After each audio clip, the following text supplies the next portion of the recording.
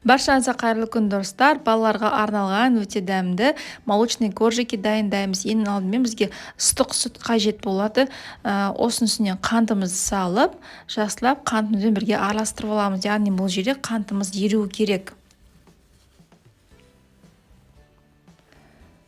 Осы кезде бізге бөлек ыдысымызға еріп тұрған, бөлме температурасында тұрған маргарин үстіне бір дана жұмыртқамызды жарамыз, және осы екі массамызды жақсылап тұрып араластырамыз.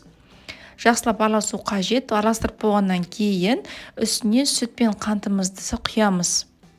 Жақсылап барлығын араластырамыз тағы. Кейін үстіне 10 грамм разрыхлителін салып, жақсылап тағы да араластырамыз. Араластырып болғаннан кейін үстіне алдын ала өлшем қойған ұнымызды саламыз.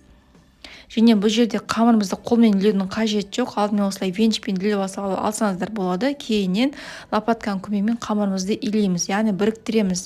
Бұл жерде қамыр өте жабысқақ болып келеді. Сондықтан да тағы да қосымша үстіне ұн салудың мүлдем қажеті жоқ. Өйткені қамырларыңыз тым қатты болып кетіп, коржиктеріңіз қатты болып қалады.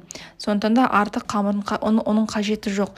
Бетін осылай пищевой пленкамен жауып, холодильникке қойып қоямыз. Сол кезде қамырымыз қолға икемді болып келеді. Азғантай осылай ұн сеуіп жіберіп, осылай қамырымызды аламыз және осы қамырымызды жаятын боламыз. Тым жұқа жайырып жүрмеңіздер. Осылай жайып болғаннан кейін форманың көмегімен коржиктерімізді бөліп аламыз.